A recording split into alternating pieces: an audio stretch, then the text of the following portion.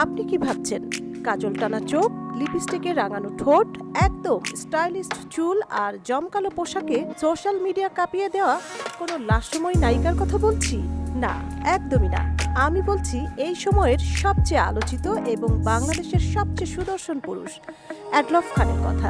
একদিকে তিনি পুরুষদের মধ্যে সুদর্শন খেতাব পেয়েছেন, অন্যদিকে নারী সাজে টিকটক আর ফেসবুকে রীতিমতো ভাইরাল সেন্সেশন। কখনো শাড়ি, কখনো ভারী গহনা, আবার কখনো হট গ্ল্যামার লুকে হাজির হচ্ছেন ক্যামেরার সামনে। তার প্রতিটি ভিডিও মানেই দর্শকদের জন্য চমক। শুধু তাই নয়, ভক্তদের ভাষায় অ্যাডলফ একাই যেন দুজন মানুষ। একদিকে হ্যান্ডসাম পুরুষ, অন্যদিকে অপূর্ব সুন্দরী নারী। সোশ্যাল মিডিয়ায় অ্যাডলফ খানের প্রতিটি লুক ঘিরে তৈরি হচ্ছে নতুন নতুন আলোচনা। কে বলবে তিনি আসলে পুরুষ?